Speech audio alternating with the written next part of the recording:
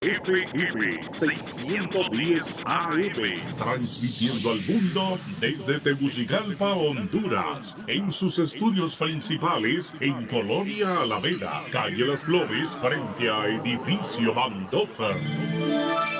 Radio América. Saludos amigos, muy buenas tardes, gracias por estar en sintonía de Radio América y aquí del programa Doble Vía. Voy a comentarles hoy Día del Niño. Estos días lamentablemente se vuelven más políticos que reales, ¿va? Los políticos acaparan mucho esto de los días, ¿va? Es decir, fulanito de tal manda un saludo a los niños, ¿usted cree que al niño le importa? Que le digan que fulano de tal, el político que aquí, o la diputada o el presidente, ¿usted cree que un niño escucha eso? Un saludo. No le escucha, no entiende de eso. A un cipote, póngale a un niño, póngale un juguete, póngale un programa de televisión, eso lo entretiene. Pero el presidente le mandó saludos, ¿usted cree que le importa a un niño? Es la realidad, hay que ser frío. Este es un día muy de político, ¿va? O esas frases de decir hice, no. No, en la vida hay que ser frío. Por eso se ha creado tanto día, ¿va? Más para darle tema a los grandes hipócritas de la historia que para ayudar las causas, ¿no? Lamentablemente así es. Pero bueno, yo digo que los niños tienen su felicidad en su casa, en su hogar, porque la felicidad se lo dan los padres, sus hermanos, sus amiguitos de escuela, ahí está. No comen con los saludos de los políticos. Una piñata se la hacen hasta los tatas, ¿no? Cuando tienen posibilidades, hasta eso se acostumbra a un niño, a la forma en que le celebran y hasta lo que come. Bueno, dejando eso ahí, me llamó la atención algo que quizás entre todos pasa desapercibido porque, o ante muchas personas pasa desapercibidas porque vivimos nosotros saturados de propaganda, de publicidad, de prejuicios. Cuando yo leo que el Estado tiene que devolverle a la familia Mata, cuando el Estado dice la familia Mata, muchos ya le hacen las cruces, pero que el Estado tenga que devolverle $500,000 y que aparezcan propiedades saqueadas, a mí lo que me da es preocupación. No se trata de defender una familia. No. Pero si los juzgados quiere decir que utilizaron un dinero, fíjate que en esos 500,000 empiras, cuando me pongo a leer la información, dice ahí que esos $500,000, perdón, los utilizaron para programas sociales. Creo que la familia, los abogados deberían decir cuáles fueron esos programas sociales. ¿Dónde están auditados esos 500,000 empiras para $500,000, perdón? ¿Y cuáles son esos programas sociales específicamente con ese dinero? Para combate a la delincuencia entre 2010 y 2011. Pero ¿cómo van a utilizar un dinero que se lo pueden confiscar a usted, a cualquier persona, a cualquier empresario? ¿Cómo lo van a utilizar sin tener una sentencia sobre tal cosa? O sea, cuando a usted le aseguran un bien, por eso es que dicen que aquí las leyes son más confiscatorias que de aseguramiento. Cuando a usted le aseguran un bien, no se lo pueden tocar hasta que exista una sentencia donde el Estado ya toma ese dinero para lo que quiera, para lo que lo vaya a destinar. Le aseguren un bien, una propiedad, óigalo bien, le aseguran una propiedad y cuando usted va a ver esa casa, resulta que ya no tiene servicios, que ya no tiene nada, que le llevaron los llavines, que le quitaron las lámparas. Óigame, ese es un saqueo. Óigame, aquí hay un ladronismo oficializado en el país. Esto no puede seguir pasando. Usted no vea a una familia en particular. Mire si el día de mañana usted puede ser víctima de eso. Que le aseguren a usted su casa, su empresa, lo que sea, y que cuando le devuelvan, mire un edificio destruido, que le llevaron todo. Pero ¿quién hace ese saqueo? ¿Quién vigila eso? Pasa desapercibido. Decimos porque no metieron quién en la familia Mata. No, digo, vamos más allá de eso. Miremos lo que está pasando. No se puede hacer ese saqueo. Cuando se asegura un bien, se asegura, se mantiene intacto hasta que se esclarece, hasta que existe una sentencia y ya se sabe si se le va a devolver ese bien o si el Estado puede hacer uso del mismo. Pero aquí hay un saqueo y nadie da información sobre esto. Nadie. ¿A cuántas personas? Aquí me decía una vez el abogado Marlon Duarte, de a un tipo que lo acusaron de narcotráfico. Que está bien, el aseguramiento que le hicieron, si le comprobaron el delito, si lo extraditaron, lo que sea, pero dice, habían cuántas botas ahí de lujo. Y pregunta dónde están las botas. Y si es un narcotraficante, asumimos nosotros que con las excentricidades que tienen, que lo vemos en películas, lo vemos en todos lados, asumimos que es algo caro. ¿Cómo es posible que exista un ladronismo oficial en el país? Y pasa desapercibido. Digo, la información ahí está y la gente pasa desapercibida porque le cae mal determinada familia, porque le dicen que esta familia es mala. No, se trata de ser correcto en la vida. Cuando le aseguren un bien o cuando le confisquen un bien. ¿Cómo hacer uso de él hasta que exista esa sentencia? No, eso que repite el presidente Porfirio Lobo, que se lo miró hacer a este, al otro, hasta que le llega su turno, comienza a tomar razón de lo que está pasando en el país. Un raterismo, o llámelo como quiera, oficializado. No es posible. Y que nadie dé cuenta que confisquen una casa, que la aseguren y que le roben todo, que usted encuentre un cascarón. Increíble, pero eso pasa en nuestro país. Insisto una vez más, insisto, no estoy hablando por defender a una familia en particular, hablo de lo que está pasando en el país.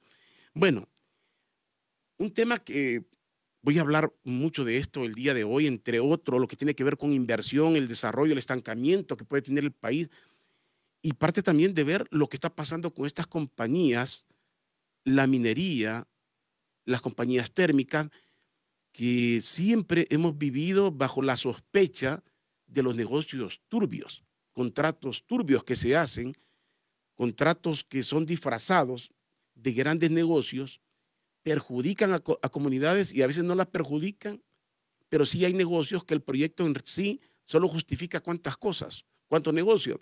Ahí está el corredor turístico del país. Miren cuántas cosas se han visto. Ahí está también lo que muchos no quieren ver, el aeropuerto de Palmerola, que nos vende la idea de que va a ser un centro logístico de Latinoamérica con 6 manguitas. ¿Cuándo va a ser un centro logístico de 6 manguitas cuando en El Salvador tienen, aquí nomás a unos cuantos kilómetros tenemos un gran aeropuerto en El Salvador y que lo están ampliando y en Panamá? Entonces denota que sí hay negocios turbios. Pero también hay que ver lo otro, lo que está pasando entre, yo ya no sé si vamos a hablar de que estamos formando pequeñas guerrillas, grupos de protesta, de rebelión, porque lo que ha pasado, que le metan fuego a una compañía minera, que le metan esto a lo otro, o las compañías bananeras, si vivimos bajo esos prejuicios o hasta dónde son reales para la inversión y para el desarrollo de Honduras. Necesitamos que Honduras tenga desarrollo y la única forma que tengamos desarrollo es que exista inversión. La única forma de que exista trabajo en el país es que tengamos empresarios que inviertan, nacionales o extranjeros. No le podemos decir no a toda la inversión, pero hay que analizar qué tipo de inversión y qué tan real es la misma. Para ello he invitado al doctor Hugo Noé Pino, fue presidente del Banco Central de Honduras, es reconocido economista de nuestro país, así para no alargarme tanto con el respeto, doctor, con currículos que la gente ya conoce en nuestro país. ¿Qué tal está, doctor? Gracias por acompañarme y gracias a la gente que nos sigue en el Facebook Live.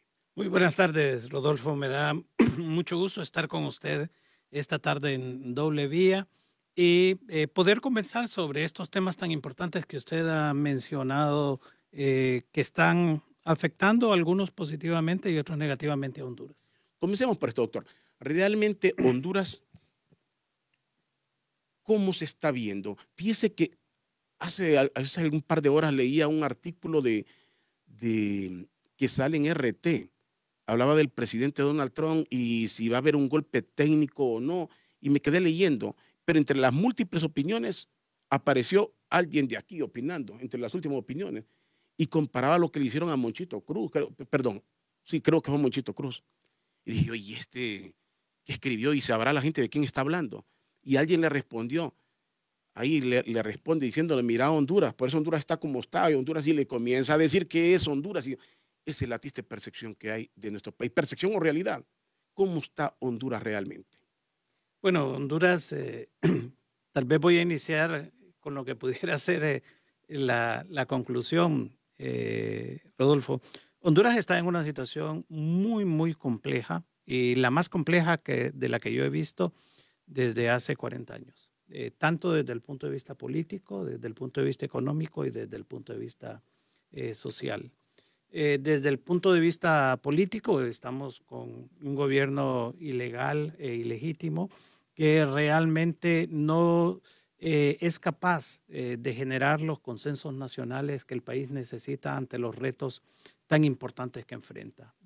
Retos como el de la violencia, retos como el del desempleo, de la pobreza, el cambio climático y un contexto internacional que con la nueva administración de Estados Unidos se hace también muy, muy complicado. En el tema económico, un crecimiento económico bajo, una estabilidad fiscal, hay que reconocer lo que se ha avanzado en ese campo, pero que al mismo tiempo tiene toda una serie de condiciones ahí que hacen que esto no se traduzca en mejoría de la calidad de vida de la población.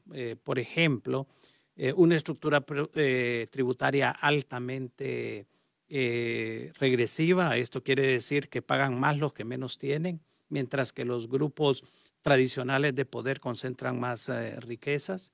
Adicionalmente, tenemos un nivel de inversión que no es el suficiente ni en calidad ni en cantidad para lo que el país necesita.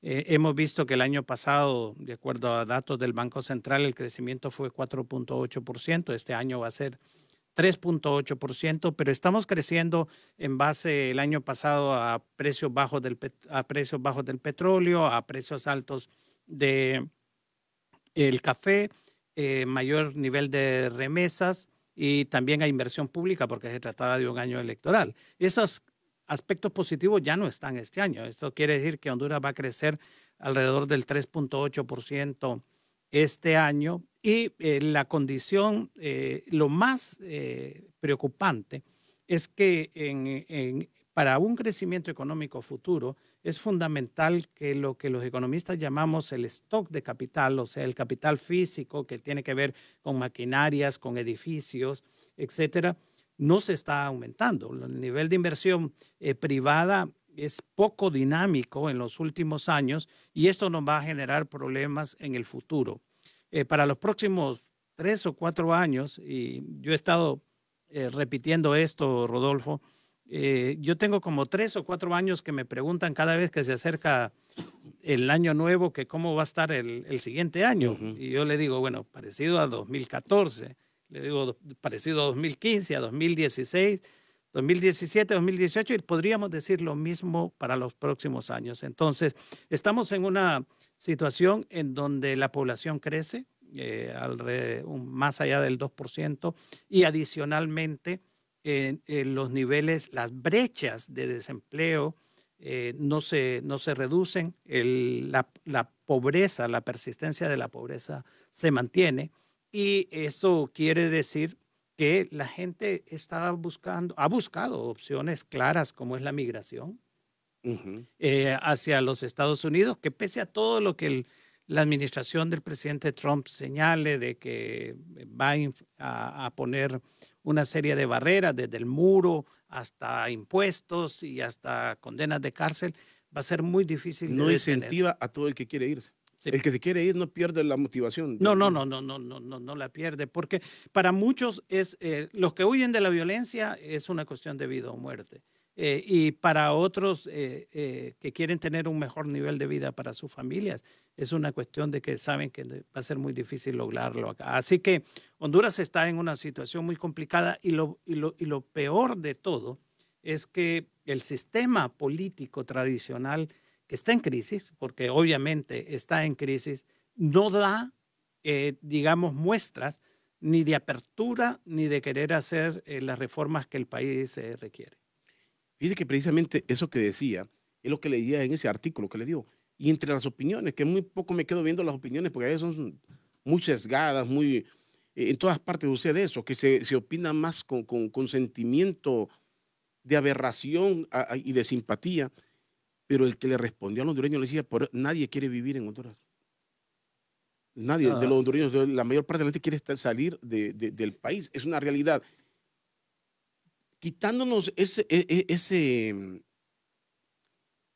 romanticismo vivo, real, que obviamente en nuestro país, donde usted viaje, usted va a querer su país, usted siempre quiere regresar lo que quiera, porque es nuestro país, pues.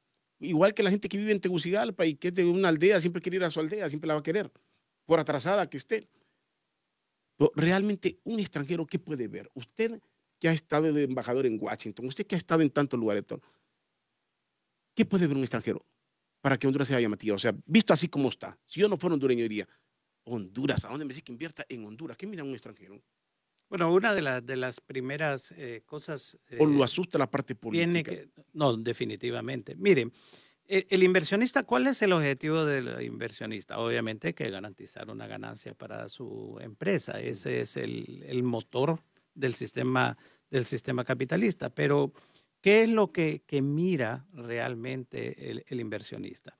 El inversionista, ¿hay suficiente mano de obra calificada en ese país que me permita a mí elaborar productos realmente que son competitivos en el mercado internacional? ¿Cómo están las fuentes de energía y los costos de la energía en Honduras? Estamos viendo de que la Empresa Nacional de Energía Eléctrica, pese a lo que se nos dijo en años anteriores, que iba por un proceso de reestructuración, está en una de sus mayores crisis, endeudada completamente y sin un rumbo realmente claro de definición. De tal forma que la empresa privada ha tenido que hacer un planteamiento al gobierno para tratar de sacar a flote la empresa. Mira, los contratos se respetan en ese país, hay seguridad jurídica, pero cuando usted mira que hay una concentración de poder, cuando usted mira que la ilegalidad, lo que usted señalaba al inicio del programa, Rodolfo, en esta ley de privación de dominio, es obvio que muchas de las disposiciones de la ley son abusos de autoridad, son excesos de autoridad. Como primero le decomisan muchas cosas y después miran si usted es inocente o es culpable. Entonces, ¿pero por qué? Porque esas disposiciones vinieron en un momento de abuso de autoridad dentro del Congreso que nadie se fijó. Ahora que está afectando a políticos, ahora sí todo el mundo levanta el grito al cielo. Eso es lo triste. Y el papel de la OAVI, lo que usted señalaba, esto de una cosa es un aseguramiento de un bien y otra cosa es que se roben las cosas de la gente que tiene ese bien. Y eso ha sido reportado por casi en todos los casos. ¿Y no se escucha? Yo recuerdo de la familia Rosendahl. Dicen que los cuadros, las vacas, etcétera. Entonces, ¿cómo puede un inversionista? Y prevaleció el odio. Lejos de la razón, prevaleció el odio. Es decir, porque a algunos les caía mal los Rosenthal.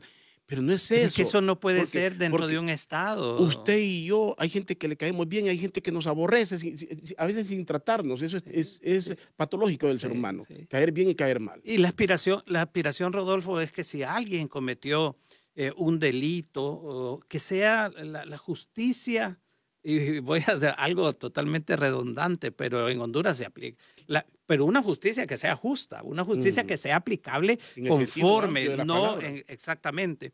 Entonces, pero en estos casos no se da. Entonces, regresando al punto del inversionista extranjero, el inversionista extranjero lo mira, Rodolfo, todo esto lo mira las condiciones del país. Y usted mira un fraude electoral como que se dio en noviembre pasado, todo esto que se ha necesitado montar un diálogo nacional para tratar de superar la crisis política que con muy pocas posibilidades de éxito, pero ahí está. Entonces, todo eso, usted no tiene mano de obra calificada, no tiene muchos recursos naturales, porque Honduras no es que tenga muchos recursos naturales, tiene una ubicación geográfica muy buena, realmente está a las puertas de uno de los el mercado más amplio a nivel internacional, que es Estados Unidos, pero la mano de obra. Pero la ubicación la tenemos, sin desconocerla, la tenemos toda la franja centroamericana. No, así es. Pero somos países pequeños también, ¿verdad? Somos países pequeños. A nivel de las exigencias del mundo, Taiwán, miren México, la extensión territorial. Centroamérica debería ser un solo... Sí. Pero por eso es que nosotros nos tenemos que esforzar mucho más que en otros países en el campo de la educación está en crisis en Honduras. Cuando usted se da cuenta que 6 de cada 10 muchachos que entran a secundaria no terminan, entonces usted ¿qué tipo de mano de obra está formando? Y usted está haciendo que esa población, que es lo que se denomina bono demográfico, que debería de aprovecharlo para tener mano de obra capacitada, no lo haga. En el aspecto de salud, también estamos muy lejos realmente. Yo he estado señalando porque es hasta una especie de vergüenza nacional de que el presupuesto de educación se haya bajado de 32% en el 2010 a 20% en el 2018 y el de salud de 15% en el 2010 a 11%. Entonces, ¿Me permite llevarle la contraria ahí, doctor? Sí, adelante. Meter la cizaña, como dicen, aquí tengo un par de preguntas para usted que le mandan aquí en el WhatsApp. A mí, por el contrario, me alegra que le bajen el presupuesto de educación y a salud. Porque si van a hacer lo mismo que han estado haciendo, no justifican tanto presupuesto. No, pero... O sea, le digo, no, que creen presupuesto, pero que creen programas. Es que el punto que usted señala, Rodolfo, es válido, que es la eficiencia del gasto. Sí. Es decir, yo no dudo... Si no van a innovar nada, mejor. No, pero yo no dudo de que haya necesidad de ¿cómo se llama?, de mejorar la eficiencia del gasto. Pero cuando usted lee un dato de que en Honduras hay 4,000 escuelas con un tan solo profesor, usted no puede estar de acuerdo, Rodolfo. No puede estar de acuerdo porque esos niños, un profesor que tiene 6 grados, no va a poder dar la educación de calidad que esos niños tengan. Entonces, y eso debemos... es más amplio, doctor. Perdóneme. Sí. Eso también es más amplio, porque uno, si es que no se crean las plazas, o es igual que pasa con médicos, que no quieren ir al interior del país. Hay cosas bien reales. Hay cosas bien reales de gente que nació con amor a su profesión, que por enseñar no les importa ir a la aldea que sea, como médicos, y hay otros que aceptan una plaza, pero pidiendo el traslado inmediato para pero mire, cómo está la situación de desempleo ahora en el país, pero no ha de ser la mayoría, Rodolfo. Yo le apuesto que ahora, antes la gente se daba el lujo de escoger hacia dónde quería que lo llevara. Pero la situación de las familias ahora es tan desesperante de que la gente se mueve por una plaza. Y usted mencionó el otro caso de los médicos, en el caso de salud también. Es cierto, por eso es que debemos de utilizar la doble figura, más y mejor educación, más y mejor salud en el país, porque usted hizo un punto que yo no lo puedo negar. Tenemos que mejorar sustancialmente la eficiencia, pero tampoco no podemos dejar de desconocer que necesitamos más médicos en Honduras, contratados, más enfermeras, más hospitales realmente. Aquí se habla a cada rato de inaugurar estaciones de policía, de inaugurar cárceles, pero no se habla de inaugurar, digamos, hospitales. Mire ese hospital escuela que revienta. Sí. Hay que, digamos, reconocer hoy, viendo en la prensa, Rodolfo, que se está inaugurando un hospital pequeño, pero para niños con quemaduras.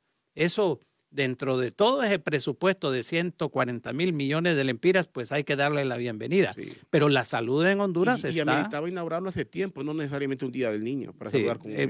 Exactamente, pero bueno, hay que darle la bienvenida. Pero en general, el manejo del presupuesto no es en función de las prioridades de la mayoría y no va específicamente a superar los problemas principales del país. Bueno, y quiero, como decía, es necesario abordar un poco lo que está pasando en el país entre el odio a las compañías, fundamentado o no. Hablo de la minería, hablo de los proyectos de generación de energía, hablo de compañías bananeras.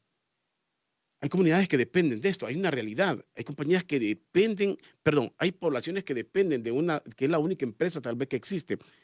Pero antes de esto, doctor, quiero darle aquí, me mandan un par de mensajes, me dice aquí en relación al tema, pensar que el presupuesto debe de incrementarse en educación, debería ir de la mano de una distribución de los fondos. Se pregunta la persona, ¿qué sentido tiene que se incremente el presupuesto si más del 86% se destina a gasto corriente, salarios de profesores? Era lo que yo decía. Incrementar el presupuesto sin innovar, era por eso que le decía, le No, iba a no, la no, contraria. por eso es que dije yo más y mejor educación. Correcto. Todo eso hay que tomarlo en cuenta. Lo Pero mismo ocurre en salud, dice le termino de leer, lo mismo ocurre en salud. Más allá del incremento del presupuesto, debe de ir acompañado de la distribución de esos presupuestos en cada macropartida. El doctor Miguel Calderón de Jacksonville, Florida, nos escribe este mensaje. Otra persona nos escribe, para eso el Poder Ejecutivo le quitó a la OABI, el Ministerio Público, para hacer piñata, porque la vieron como la gallinita del huevo de oro, y con esos saqueos que hacen de bienes incautados, nos preguntamos quiénes son los ladrones. Está hablando de los bienes incautados. Digo que esto es algo que nos debería de preocupar a todos. Gracias a la persona que dice que nos escucha en Alexandria. Y otra persona nos escribe aquí. Sí. Otra persona nos escribe aquí. Esta es pregunta para usted. ¿Cree que pueda pasar lo que pasó en Argentina, que se fue a pique la moneda nacional, y como personas naturales nos recomienda tener mejor en dólares lo poquito que pudiésemos ahorrar? Por aquí nos vamos, doctor. Vamos a ver. no, yo no creo que vaya a haber una situación como la de Argentina. Es más, hay una relativa estabilidad del tipo de cambio. El proceso de dolarización en Honduras no ha sido mucho más allá de lo que viene dándose desde los años 90. Yo lo que sí creo, tratando de hacer... Dolarizado, sí, el costo de vida. De, el costo de vida, todo está dolarizado, todo le cuesta. Pero no anticipo. Es que el problema de Argentina es un problema de confianza general. El problema de Argentina viene dado por el mercado de valores, en donde, por ejemplo, usted tiene muchos flujos de capital en dólares en corto plazo que le salen de una sola vez del país y le crean. Mire, esa depreciación del tipo de cambio en Argentina es terrible y no la han podido realmente controlar. Yo no creo que se vaya a dar ese caso en Honduras. Lo que sí me gustaría hacer, parangón, que ojalá que no se dé y el sistema político hondureño sea capaz de encontrar soluciones, en donde sí se puede parecer Honduras es a Nicaragua. Aquí yo no descarto una serie de conflictos. No a la Nicaragua próspera que hablaban hace unos meses atrás, no estoy hablando de la Nicaragua de ahora, de ahora, que... porque hay una tendencia como a decir que este país estamos en la octava maravilla, por qué quieren emigrar si aquí tienen su norte. Todo ese tipo, en vez de enfrentar los problemas que existen en el país, ser honesto con ellos y tratar de construir una voluntad colectiva para salir de ellos. Pero ya hemos visto que ese no es el rumbo que el país se hace propaganda publicitaria el gobierno masivamente, algunas veces los reproducen medios de comunicación, pero la realidad se está deteriorando. La realidad económica del país es cada vez más difícil. El costo de vida para la población se hace mucho más fuerte. Entonces, cuando uno compara la situación, probablemente no va a ese nivel de afectar tipo moneda o dólares, pero sí Honduras se encuentra en una situación muy preocupante. Y así sencillo, como decía la gente, tenga su dinero en dólares y no le impida. No, yo no recomiendo eso. Es que para que recomendarle a la gente que tenga en dólares es que usted avecina que va a haber una fuerte devaluación y que por lo tanto sus lempiras van a perder a través de inflación un tremendo poder una adquisitivo. persona que tenga 100,000 lempiras ahorrados, con la esperanza de un día poner una pulpería. Va a decir, ay, pero poco a poco ya no son 100,000, ya cada día son menos. Bueno, eso es bastante claro, dependiendo del ritmo de la depreciación del tipo de cambio, pero depende en qué los va a utilizar usted. Si usted los va a utilizar para importar cosas o si quiere poner algo en la cual va a comprar... Una que los tiene ahí, doctor, que lo despidieron, que tenía un trabajo, le pagaron, no había cómo invertir, no tiene nada, y lo que hizo fue guardar ese dinero.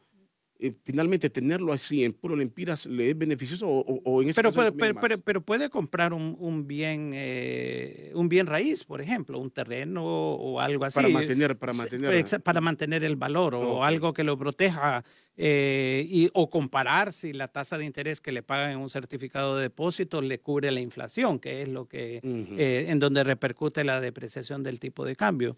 Pero yo no aconsejo. Hay gente que por precaución tiene lo que se denomina el portafolio, ¿verdad? Tienen una parte en dólares, otra parte en lempiras, pero yo no creo que Honduras va a entrar en una crisis del tipo de cambio. Si tiene lo suficiente para tener dos cuentas. Como lo de Argentina, pero así es, si no, cómprese un terrenito o algún otro activo que le permita o ponga un negocio que le pueda representar algún tipo de ingreso adicional. Gracias a Edwin Duarte, que dice que nos sintoniza permanentemente, Miriam Aguilar, otras personas que nos escriben aquí en el Facebook. José Iván Betancourt nos cuenta de un amigo de él que dice que le hicieron un saqueo, un robo descarado de aseguramiento desde el gobierno del presidente Lobo en el 2012 y a la fecha de hoy el Estado no le ha devuelto todo lo que le quitaron a pesar de que fue absuelto y que la Corte ordenó su devolución. La OABI ha sido un nido de ladrones, saqueadores. Estos son los calificativos. ¿Cómo es posible que un juez emita una sentencia de devolución y que esto no proceda? Y lo más grave de todo es que nadie en el Congreso diga algo sobre el particular. Así es. Doctor, el día de mañana le puede pasar a cualquiera. Le puede pasar a cualquiera. Y que se compruebe su inocencia y que su bien no se lo devuelvan, su patrimonio. Y por el contrario, se lo roben. Yo escuché, Rodolfo, a un exdirector de la OABI señalar de que la OABI le había hecho una transferencia millonaria a las Fuerzas Armadas. Y yo dije, ¿sobre qué base lo hacen? ¿Sobre qué tipo de presupuesto? ¿Sobre qué lineamientos? Si hay algo que merece intervención, aquí que están de moda las comisiones de intervención, pero intervención a nivel de expertos internacionales, aquí son dos, la OABI y Coalianza, realmente, porque son... intervención con expertos internacionales. Sí, porque aquí cada vez que hablamos de intervención son cuatro o cinco personas. Ya se sabe quiénes van a ir, ¿verdad? Van las mismas personas que tienen la capacidad de resolver hasta problemas de la NASA, ¿verdad? Si lo llaman ahí, son capaces de ir a hacer... Así es. Increíble, ¿verdad? Eso es increíble en nuestro país. Porque sí, hay mucho abuso que hay que corregir, pero mientras estemos en esta situación en donde el Estado de Derecho está en suspenso en Honduras, es muy difícil y eso repercute, Rodolfo, en la parte económica realmente. Ahora, platicando yo con algunos empresarios, mire, el licenciado Jorge Hueso Arias hace mucho tiempo me dijo, cuando estaba en el Banco Central, Hugo, no se le olvide, me dice que aparte de todas las medidas de política monetaria, política fiscal, la economía se basa en algo muy sencillo, que es la confianza.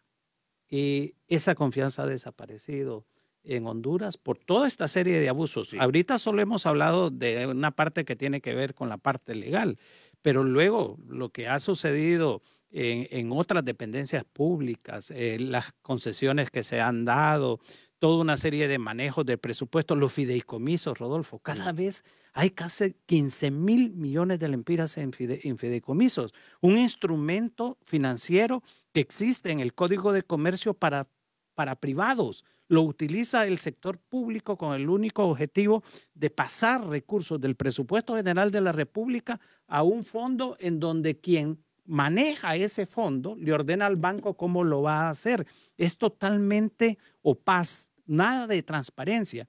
Y sin embargo, nos dicen que estamos en un gobierno abierto, que están firmando una coordinación de instituciones por la transparencia, etcétera, cuando lo que se está haciendo es escondiendo muchas transacciones del presupuesto general de la República.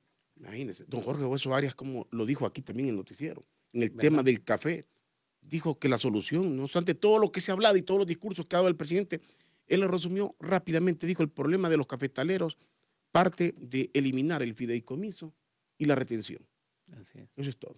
Entre tanta palabrería que se había hecho. Sí. Pero dijo, el presidente solo escucha a la familia Reyes, hablando de don Asterio. Y también por la falta de confianza, ¿verdad? Porque si la gente viera que ese fideicomiso en algún momento rinde algún tipo, porque este tipo de fideicomiso sí tiene sentido. Mire, todos los que son fideicomisos de naturaleza financiera tienen sentido, pero los que ya tienen que ver con el manejo de recursos públicos, la otra vez aprobaron a petición de alguien que votó a favor del partido de gobierno en el Congreso un fideicomiso para deportistas de alto rendimiento, 50 millones de lempiras. ¿Qué objetivo tiene esto? No tiene ningún, ¿por qué no lo ponen en el presupuesto y dicen en qué lo van a usar? Porque eso es lo que pasa, Rodolfo. Cuando usted mete el dinero a un fideicomiso, usted no tiene que cumplir con las leyes del presupuesto. Usted no planifica desde antes. La tasa de seguridad, 2.500 millones. Radio América acaba de pasar una noticia sobre la tasa de seguridad que dice que los recursos se utilizan de la mejor forma posible, pero no se planifican. Esos recursos los utilizan como una caja chica, en lo que ellos quieren, si le van a dar a este o lo van, y luego presentan los recibos. Así no se maneja un presupuesto de un país. Y sobre todo cuando se creó para dar seguridad, y yo soy de los que parto de mi simpleza, de mi ignorancia, que si crearon una tasa de seguridad para mejorar la seguridad, hasta que ese problema no esté resuelto, no deberían de utilizarse esos fondos para otro tipo de eventos, pero aquí le sacan de todo. Voy a darle algunos mensajes aquí, doctor. ¿Cómo no? Gracias a la persona, dice, lo felicito por el programa, por el excelente expositor de hoy, siempre lo escucho desde La Ceiba. Me dice esta persona, una consulta al doctor, ¿qué está sucediendo en el comercio que no hay circulante y no hay compradores? Quédese ahí con la pregunta, doctor, le voy a pasar otra. Hay muchos profesionales y poca demanda de profesionales. Hoy en día son mejores los oficios, opina otra persona. Otra persona dice aquí, usted recuerda que el gobierno dijo que da que las cuentas de ahorro en dólares, si yo mando mis dólares, ¿por qué en Honduras no me los dan en dólares? Carlos Rosales escribe este mensaje. Otra persona dice aquí, saluda al doctor Pino, de un exalumno de maestría. Me gustaría que le consultara acerca del tema de la banca cambiaria y si él mira positivo el deslizamiento de la moneda. Creo que habló un poco de eso.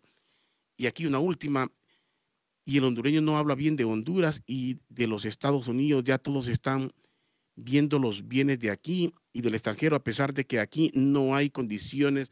Si ven que hay un hambre terrible y pueden pagar una miseria, por eso se vienen de la salud y el dinero no lo manejan los médicos y cuando llega al hospital ya llega manoseado. Bueno, ahí está más o menos el mensaje, doctor.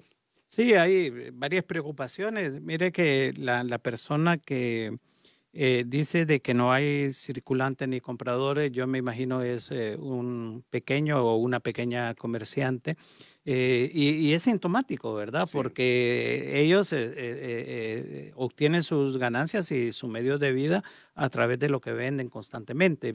Yo no sé si esto es por una situación coyuntural en el campo en que ellos están trabajando, pero obviamente partimos del hecho de que este año se va a crecer menos que el año pasado y por lo tanto muchas de las actividades productivas no van a tener, digamos, los ingresos. Los mismos cafetaleros antes estaban vendiendo a $150 el quintal y ahora lo están vendiendo 120, en algunos casos 110 y ha bajado hasta 106, lo cual provoca mucho trastorno y eso hace que no haya suficiente circulante. Si no hay producción, si no hay exportaciones que vengan los recursos hacia el país, va a haber poco circulante, pero esperamos que esto por lo menos se corrija un poco en los próximos meses.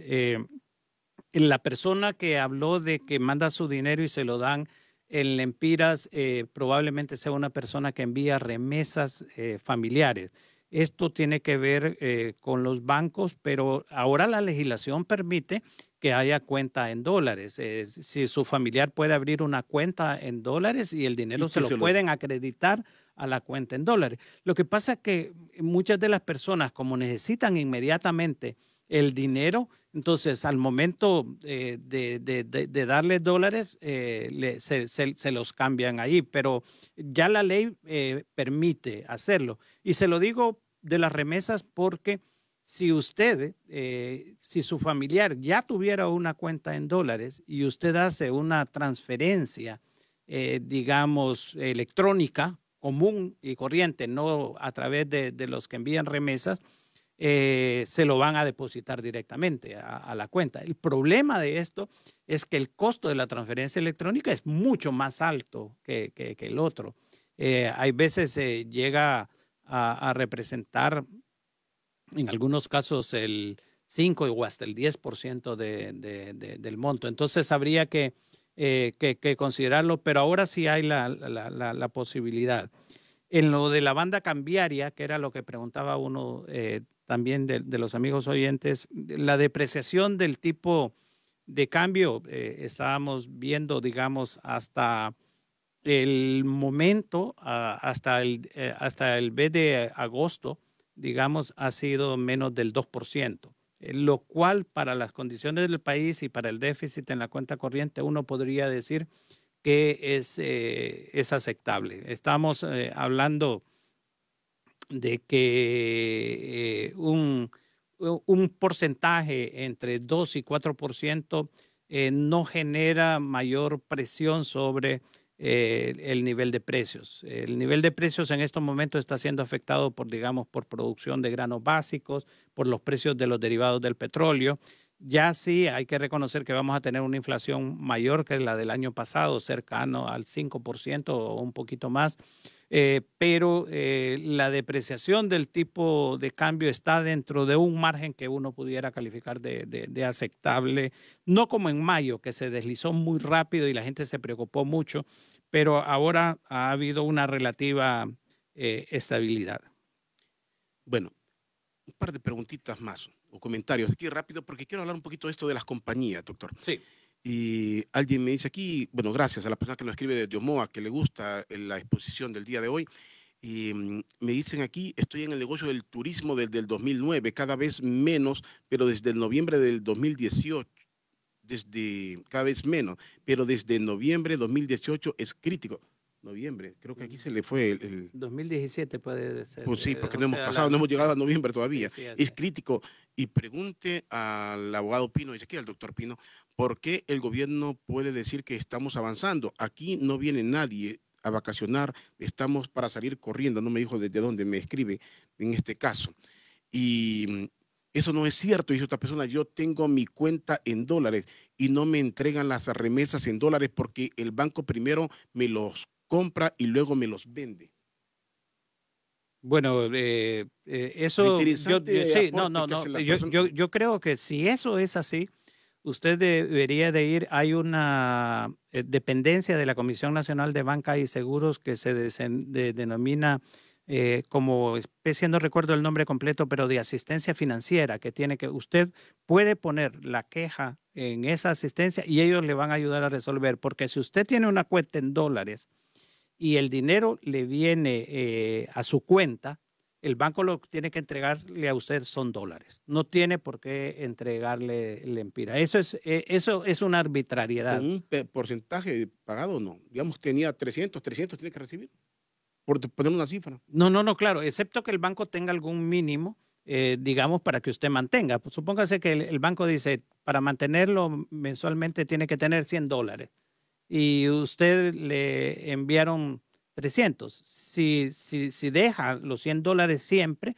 puede retirar el resto. Pero me parece que si lo que están mencionando es correcto, si es en dólares y le depositan en dólares, el banco tiene la obligación de entregarle a usted. ¿A dónde dice que se puede quedar? En la Comisión Nacional de Banca y Seguros. Ahí En la comisión hay un de asistencia financiera, le llaman, no recuerdo exactamente el nombre, pero es para aquellos casos en que usted se queja de los bancos. Hay casos específicos, por ejemplo, Rodolfo, para darle un ejemplo, que recientemente tuvimos con un amigo cuando a usted le clonan su tarjeta y tiene problemas y usted va al banco y le dice, miren, no me han resuelto, esto fue un acto delictivo, no usé yo mi tarjeta, y el banco tiene que investigar en un promedio de un mes, le dan para que investigue para ver qué es lo que sucedió y si en realidad fue un acto tienen que devolverle el dinero. ¿Cómo no? Bueno, gracias a la persona volvió a escribir, escribe desde San Pedro, la persona que dice que está en el rubro del turismo y aclara que es de noviembre del 2017. Sí, sí, o Y sea. que el gobierno está vendiendo como San Pedro, como el centro de turismo, ¿cómo le llaman? Empresarial, como de negocios, de convenciones. El discurso es bien, el discurso del gobierno contrasta mucho de la realidad. Esa Sí, es una realidad. y fíjese que ahí, Rodolfo, yo haría un llamamiento respetuoso al gremio periodístico. Honduras necesita más periodismo de investigación, fíjese. Es que no existe, doctor, el Sí, periodismo de sí, sí, investigación. Realmente aquí pero no existe. Aquí existe la filtración de documentos y de todo. Aquí ujú, sí, no sí. hay. Porque mire, un estudio como Y perdón, doctor. el que plantea la persona que de turismo, digamos, decir algo como lo que existe en Chile. En Chile existe una ONG que dice del dicho al hecho, Ujú, hay mucho del trecho. dicho al hecho, así se llama. Ujú. Entonces, toman las declaraciones de los funcionarios públicos, desde los presidentes, los ministros y los otros, y van a investigar. Cuando dicen, por ejemplo, que el ritmo de turismo está boyante, yo he criticado eso. Usted me ha dicho, Sí. cuando a mí me dicen en Semana Santa que 3 millones de Honduras van a veranear, yo les digo, pero ¿de dónde? Hay 20.000 cuartos en Honduras, Sí. de hoteles. Tendría que estar 150 Y que hondureños. juegan con una cifra porque hablan de la movilidad y una cosa es que usted viaje porque va a la casa de sus papás, el que no es de la Claro, ciudad Rodolfo. sale a visitar a su familia, que es muy distinta Mire, del turismo. yo soy capitalino y desde que tengo uso de la razón, Tegucigalpa en Semana Santa se quedaba vacía. Sí, Porque la gente se va a sus pueblos, se a va a su visitar a pueblo. sus familiares, a Ujú. pasar la Semana Santa con ellos, los servicios Sí. religiosos, etcétera. Pero no es que Esa es movilidad, no eso no es anda turismo. turisteando. Y también con los salvadoreños, ahora que hubo la semana de agosto, 40.000 salvadoreños. ¿A dónde? ¿A dónde pudieron llegar 40.000 salvadoreños y un derrame económico? Y saben qué? Que en el fondo eso le hace mal al Le país, voy a decir, le hace mal al país. usted mencionó algo, y no quiero que se me vaya el tiempo, pero hay una realidad, yo se la comentaba a usted, lo comento con muchas personas. Hay una gran diferencia. Si en algo podemos comparar Estados Unidos con Honduras, miremos el manejo del gobierno con la prensa, que se dio en el 2009, le decía a usted. Miren, en Estados Unidos la prensa casi en el 99% está contra el gobierno. Contra el gobierno. Esa es la Así. realidad. Y parte de la mala imagen de Trump se la forma, aunque las redes sociales son fuertes, pero siguen siendo influyentes los medios. Y hoy en Estados Unidos tenemos esa influencia de los medios totalmente contra el gobierno, excepción de uno o dos medios que están por ahí. La diferencia en Honduras es al revés. El 99 ¿cuánto por ciento de los medios son pro gobierno? Son pro Así es, gobierno. así es. Entonces, cuando se es así, hay mucha manipulación de la información en los dos extremos. Exactamente. En los dos extremos. En el 2009, aquí eran los medios contra el gobierno. Ahora es muy distinta la realidad. Así es. Yo creo que a nadie pueden matar por decir esto, que es una realidad que todos lo Y sabemos. no, Hay una y no manipulación. le ayuda ni a la democracia, ni al crecimiento económico, ni en general. Esto al final, por eso le digo yo, Rodolfo, lo mismo estaba sucediendo en Nicaragua hasta hace Sí, poco. sí, sí, sí. Exactamente. Por eso es que nosotros corremos el riesgo, si no se rectifican muchas cosas, de estar en una situación similar a la de Nicaragua. Yo le decía al doctor acá, es como cuando hablábamos de Estados Unidos y Rusia. Hasta en el cine nos metieron. ¿Cuántos de nosotros nos criamos viendo que los rusos eran los malos? Porque hasta en el cine nos metían que cada vez que había una película, el malo era el ruso y el bueno el gringo. Así le decíamos nosotros. Los malos, los chinos, todas las películas de guerra, los malos, los chinos y los buenos, los gringos. Yo- Los salvadores del mundo, los gringos y todos los demás, los malos. Así nos crearon. Y ese chip todavía lo tenemos. Ese fí- chip todavía lo tenemos en este Fíjese que país. en esa dirección yo tengo un ejemplo que me parece muy ilustrativo. En los años 80, comenzando los años 80, siendo secretario de Estado Alexander Haig en el gobierno de Reagan, que se dio la crisis de la guerra regional, dijeron, en Centroamérica vamos a trazar la línea fronteriza entre el comunismo y la democracia. A comienzos de los 80. En el 89, Rodolfo, estaba cayendo la Unión Soviética, estaba cayendo el muro de Berlín. ¿Usted cree que los gringos no sabían que ya la situación Sí. en la Unión Soviética se estaba deteriorando de tal forma? Entonces, esos son los recursos ideológicos que sirven para sustentar un tipo de políticas que le conviene a determinado gobierno y que nos venden a nosotros como realidades, mientras que la realidad del ciudadano de a pie va por otro lado completamente. Alguien dice aquí que nos haría un reconocimiento como al pesimismo, a usted y a mí. Pero bueno, cada quien vive una realidad. Yo respeto la realidad que la persona puede tener. Quizás la realidad de él sea muy distinta a la del resto de los hondureños. Pero lo que sí no podemos, mire, cuando se habla de pesimismo y optimismo, yo le voy a decir que un pesimista es un optimista informado. Lo que sí no podemos cambiar son los hechos. No podemos cambiar las estadísticas. No podemos cambiar la situación. Si cuando el Instituto Nacional de Estadísticas a mí me dice que la pobreza en Honduras en el 2010 era 60% y la extrema pobreza era 40%, y me dice que en el 2017 la pobreza es 62% y la extrema pobreza 42%, eso nadie lo puede negar. Eso está ahí, está evidente, está en las calles, está en los barrios, está en los municipios. Entonces, podemos tener diferentes puntos de vista, pero lo que no podemos negar es que la gente de Honduras, en un 60% de los jóvenes se quieren ir del país. Sí. Que existe ese sentimiento de pesimismo en cualquier tipo de encuesta objetiva, independiente y científica, lo va a encontrar en el hondureño. Claro, pero digo, no hay que vivir, el que no vive aquí, el que no vive otra realidad o el que vive una realidad muy oficialista. ¿Cuántas personas quisieran tener un negocio? ¿Cuántas personas hacen las cruces o tienen una pulpería a punto de cerrar por extorsión, por lo que sea? Esa es una realidad que vive el país. ¿Cuántos de nosotros vivimos en ese mar de inseguridad? ¿O cuántas personas viven y dicen, aquí hablan de crecimiento, hablan de todo, y yo no veo por dónde? Porque viven para el día, viven para comer, viven entre deudas. Esto es una realidad del pueblo hondureño. Casi se me fue el tiempo ya. Se me fue, y hay algo que les pido, porque aunque sea un par de minutitos, doctor, yo soy un fiel defensor, fíjense bien, de la inversión en el país. Yo creo en la inversión, creo que si no vienen inversionistas, aquí no hay trabajo, no hay nada y el país no va a salir adelante. Hablo cuando se ataca mucho a las compañías bananeras. Vivimos mucho del pasado. No significa que no hay que ver, pues una cosa es que yo diga hay que apoyar la inversión. Las compañías, la minería, como decían los recursos, recuerdo lo que decía el profesor Pineda Ponce, siempre lo recuerdo, que decía, no hay que vivir contemplando los atardeceres, cuando hablaba de reformar el artículo, era el 107 de la Constitución para la inversión extranjera. La minería, los proyectos de energía, porque necesitamos la energía. Digo apoyo, que debe de haber esa inversión. No digo porque no conozco el negocio y los negocios turbios que se pueden hacer o los contratos turbios, igual que los de las carreteras en el país. ¿Cuál es su visión cuando estamos viendo una guerra? Una guerra que yo no sé si es real o son de grupos que están resignados y quieren el desorden entre quemar cualquier inversión que se pueda hacer en el país, lo que acabamos de ver con algunas inversiones de minería y de electricidad. Mire, este es un problema igualmente complejo, Rodolfo, porque lo que desde mi punto de vista están peleando muchas de las comunidades, en primer lugar, es el acceso a un elemento tan vital como es el agua.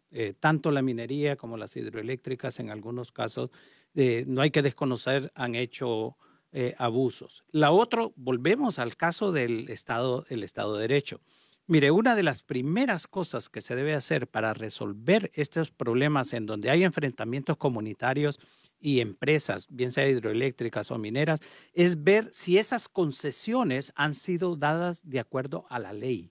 Muchas de estas concesiones se han pasado los estudios, por ejemplo, de impacto ambiental. Han reducido totalmente el tiempo. Solo permítame aquí, porque va en la línea.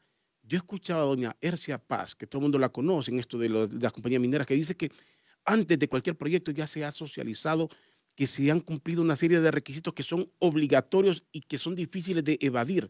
Entonces ella miente en este caso. Pero eso hay que demostrarlo, porque yo hice un estudio, bueno, el caso específico, yo hice un estudio sobre la minería y recogí mucha información y es que hay dos casos que hay que diferenciar. Por eso le digo, cada uno de los casos hay que analizarlos y estudiarlos a fondo antes de tomar cualquier decisión.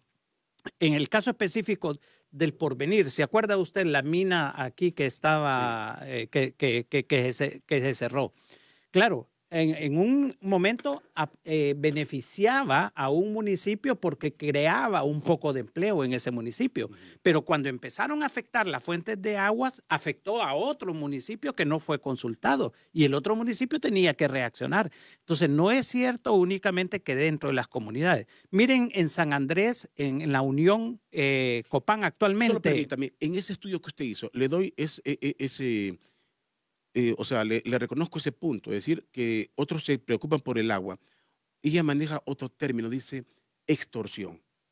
No, Una pero, parte de la comunidad quiere y otros quieren sacar dinero de las compañías. No, pero mire, si estos conflictos no llegaran a los niveles que se están dando, y le voy a decir, Rodolfo, estos conflictos se van a reproducir en todo el país porque a partir del 2013 han dado una gran cantidad de concesiones a nivel nacional.